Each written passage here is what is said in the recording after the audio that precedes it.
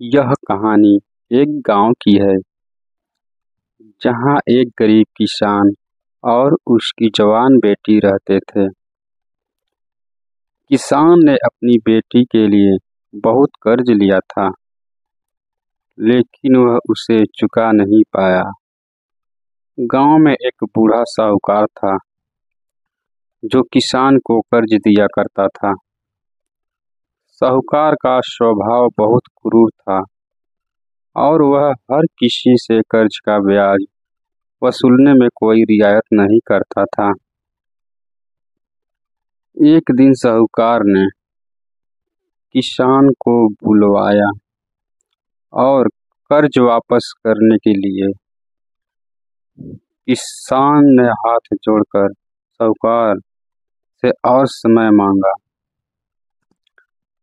लेकिन साहूकार ने इनकार कर दिया। साहूकार की नज़र किसान की जवान बेटी पर पड़ी, जो बहुत सुंदर थी।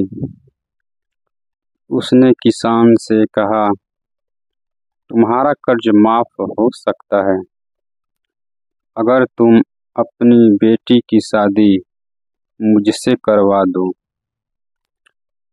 यह सुनकर किसान और उसकी बेटी दोनों बहुत दुखी हो गए, लेकिन साहूकार ने एक और प्रस्ताव रखा। चलो, मैं तुम्हें एक मौका देता हूँ। हम दोनों एक थैली में 2 कंकड़ डालेंगे, एक सफ़ेद और एक काला। अगर तुम्हारी बेटी सफ़ेद कंकड़ उठाती है तो मैं तुम्हारा कर्ज माफ कर दूंगा और उससे शादी भी नहीं करूंगा। लेकिन अगर वह काला कंकड़ उठाती है तो उसे मुझसे शादी करनी पड़ेगी और कर्ज भी माफ हो जाएगा। किसान और उसकी बेटी के पास कोई और विकल्प नहीं था, इसलिए उन्होंने साहूकार का प्रस्ताव मान लिया।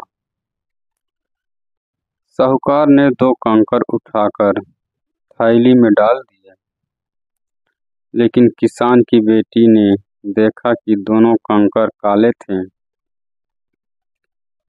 उसे समझ आ गया कि साहूकार छल कर रहा है।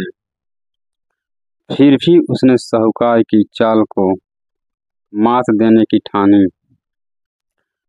साहूकार ने थैली किसान की बेटी की तरफ बढ़ाई। उसने धीरे से अपना हाथ थैली में डाला और एक कंकड़ निकालकर जमीन पर गिरा दिया। सभी ने देखा कि कंकड़ कहाँ गिरा है, लेकिन वो कंकड़ मिट्टी में मिल गया और किसी को दिखा नहीं।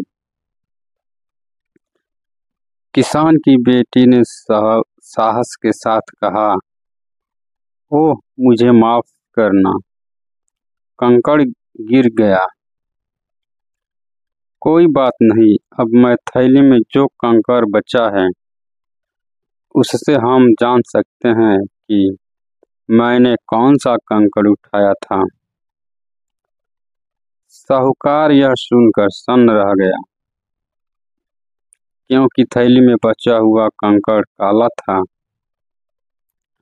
और अगर यह काला है तो निश्चित रूप से उसने सफ़ेद कंकड़ उठाया था। इसलिए साहूकार को अपनी हार माननी पड़ी और उसने किसान का कर्ज माफ कर दिया, बिना किसी शादी के।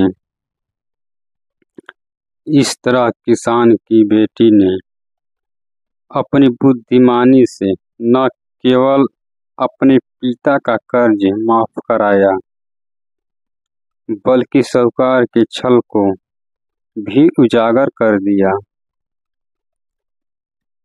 इस घटना के बाद गांव में सभी ने उसकी तारीफ की और उसकी समझदारी की मिसाल दी।